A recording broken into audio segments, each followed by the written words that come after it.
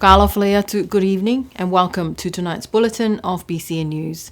Leading the news tonight, Samuel Singh secured the first medal for Team Niue at the 2023 Pacific Games on Wednesday night. Singh won bronze in his 83 kilo division, a proud moment indeed for the New Zealand-based athlete from Namukulu. Gold went to Nauru's Damon Bakunga and Mark Leeson scooped silver for Tahiti.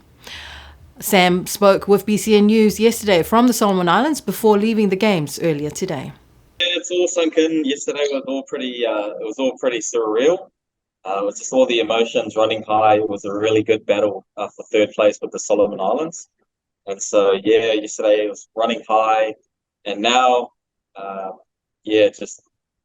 a not quite the same amount of energy. It's starting to sink in, and I'm leaving tomorrow, which is pretty sad, and but at least I'll be coming home with something. So yeah, pretty happy about that. Singh's story of only taking up the sport last year is quite impressive, as he started with bodybuilding, then switched his interest to powerlifting later. He taught himself by watching YouTube videos, learning as much as he can about the sport. So yeah, I only started training for powerlifting last year. So I did the New bodybuilding nationals last year, and trained up for 3 months for that. And I was 74 kilos for that one.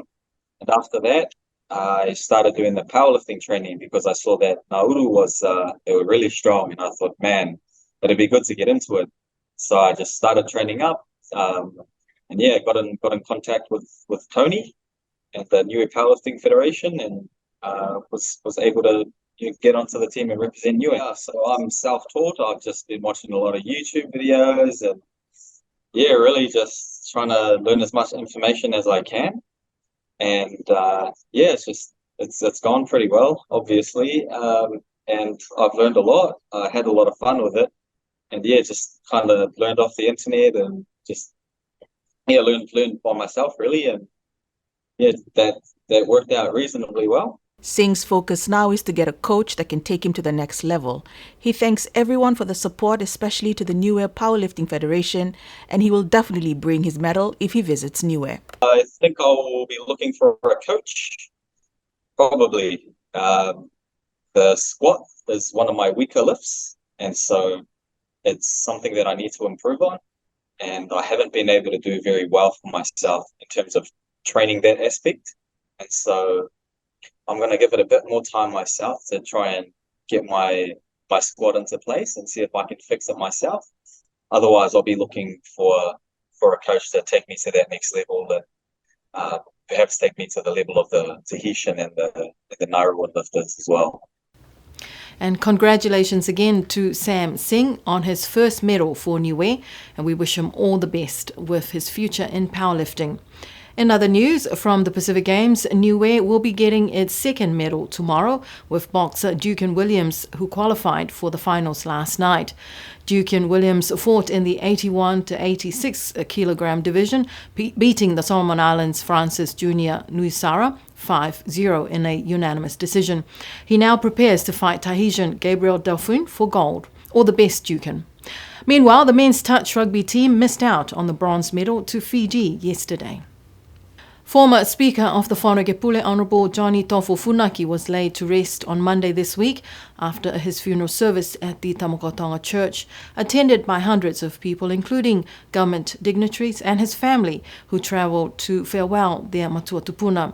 The late Honourable Johnny Tofo Funaki, also known as Sisene Tofo, was 90 years old.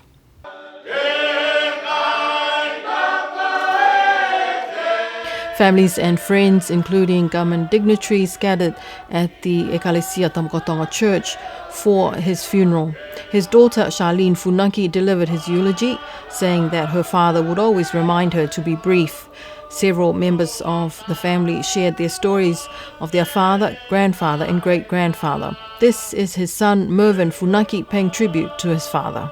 We're also grateful for the guidance you gave us when we were all lost, for your unwavering support when we needed it, and your assistance when we requested it. Your wisdom was invaluable. Whenever we were struggling through the weeds of life, thank you for being there and just for being John Funaki. You taught us and continue to remind us all how to behave and how to carry ourselves and conduct ourselves. You taught us all that our actions and behaviours not only define us as individuals, but it also defines us as a family. Your vast knowledge on family, who and how we are related to it, is to be treasured. You showed us the importance of knowing where we come from to see where we're going. Former Premier and a close friend of Funaki's Honourable Young Vivian spoke of how their friendship began when they first met as two scholarship students about to be shipped to New Zealand. Honourable Young Vivian recalled how they cried when they said goodbye at the train station. He was going to Wanganui Collegiate and Honourable Funaki was going to Christchurch to King's College. Representing the government, Acting Premier Crosley Tatui thanked Johnny Funaki's wife, Mrs. Whakahula, and their family for the life of service of their late father, paying tribute to one of Niue's leading public servants during the early years of Niue's self-governing status and the culmination of Niue's constitution. Honourable Johnny Tofu Funaki passed away on the 19th of November. BCN extends our condolences to his family. A country's flag is the number one recognisable and distinct symbol that identifies that country. Recently, for Niue, the flag has come under public scrutiny over the different colour versions used in the flags used at official government events and ceremonies. The news team here at the National Broadcaster, BCN, have noticed over recent years the different colours used at the funerals of former members of Parliament. Here's more. Recently, the flag has come under public scrutiny over the different versions used in official government events.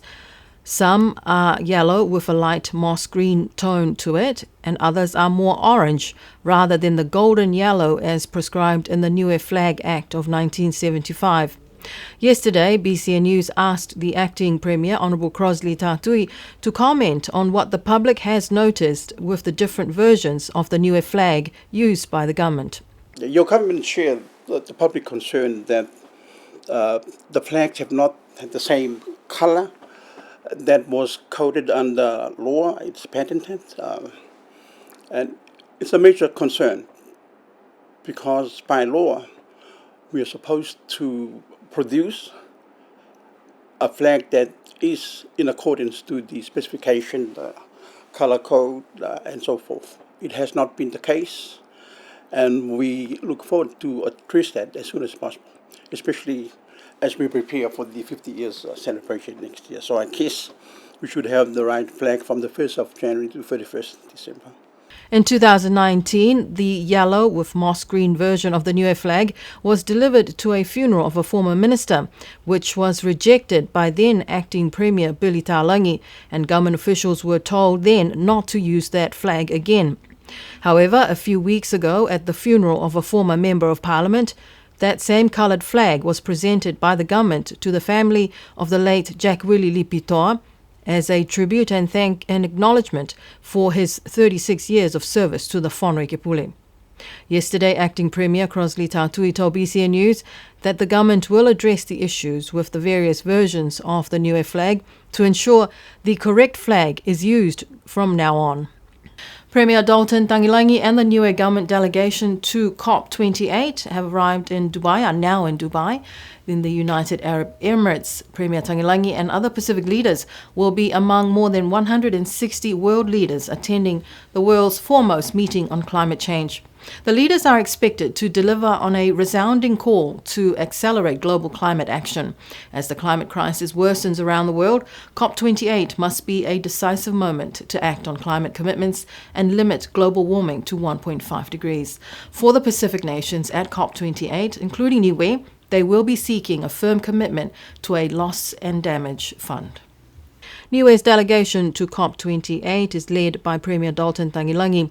It also includes the Minister of Natural Resources and the Environment, Honourable Esa Mona Ainu, government officials including the Director of Met Services, Rosie Misiapple, Director of PMCU, Felicia Talangi, Climate Change Officer from the Environment Department, Taveli Pavihi, Dan Makaia from PMCU, Nola Morrissey from External Affairs, Government's Communications Officer Nancy Mongavalu and Ashley Pingia from Public Health. Also joining Niue's delegation are Koro Pasisi, Avi Rubin and Janam Hopotoa from Tofia Niue and Niue Oceanwide.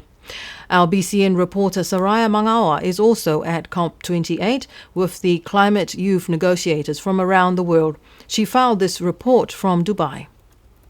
We are now here at Expo City for the Conference of the Parties 28th session, and as you can see here, already many nations and people have gathered at the plenary for the opening ceremony for COP28. It is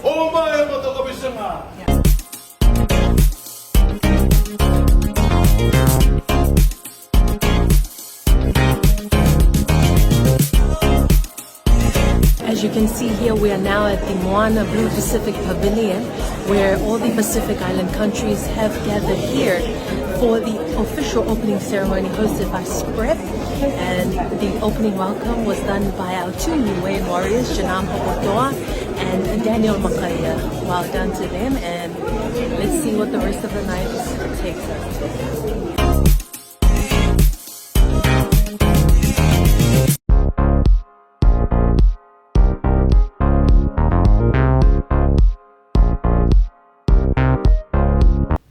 While Premier Dalton Tangilangi is at COP28 in Dubai, Minister of Finance Crosley Tatui is acting Premier until the 15th of December. Mrs. Rhonda Siakiato Mailunga, member for La Kepa, will assist with some of Premier Tangilangi's portfolios until the 15th of December. Minister Esa Monainu is also at COP28, and in her absence, Mr. Tutuli Heka from Alofi North will be acting Minister for the Ministry of Natural Resources. Also overseas is Minister Sonia Talangi. In her absence, member for Namukulu, Mr. Silipea Sione, will be acting Minister for Social Services until the 5th of December. And in other news, Niue Tourism has confirmed that Air New Zealand will continue the second weekly flight starting in April next year. In a press release last week, Niue Tourism said that delivering a quality, authentic experience while visiting Niue is high on the list of priorities for Niue Tourism, with some major upgrades to the sector, infrastructure and services over the past year. Director of Tourism Maika Fuhiniu Viviani said they are thrilled with the announcement of the second air service from April 2024. Maika Fuhiniu Viviani said that the confirmation of the second weekly flight early next year acknowledges the hard work their team and the wider tourism industry put in over this last winter, which saw travel demand to Niue at an all-time high. The tourism director is hopeful that Air New Zealand will continue to use the larger A321 aircraft for both flights in the new year. Fuhiniu Viviani said they appreciate the commitment Air New Zealand has shown to Niue in acknowledging this and making the flight a fixture for 2024. And the government recently purchased 2 reconditioned bulldozers for $600,000 to upgrade its current aging fleet. Minister of Infrastructure Crosley Tatui told BCN News that the 2 bulldozers will come in handy for growers and the taro export sector. The new bulldozers, which actually reconditioned units, were brought in as emergency to replace the old fleet. Given the importance of the PACER Plus agricultural development and export of crops overseas as one of our main development goals at the moment. Minister Crosley Tatui explained that the 2 reconditioned D6 bulldozers will be with the management of the Ministry of Infrastructure, while the other bulldozers remain under the management of the Department of Agriculture, Forestry and Fisheries. He says all bulldozers remain the property of the government, including the D7 bulldozer. The bulldozer D7 asset remains the government property, except the fact that the plantation clearing program is conducted by the Department of Agriculture. And the other part is under the Utilities Department of the Ministry of Infrastructure. And to end the news tonight, the smallest village on the island, Namukulu, put on its annual village show day last Saturday. The BCN cameras were there to capture some of the happenings of the day. Congratulations to the folks there at Namukulu. The next village show days will be the village of Waia. But that's our news for tonight. Do join us again on Tuesday next week for our bulletin in Wangahau. Until then, Esther Pavihi wishing you a wonderful evening.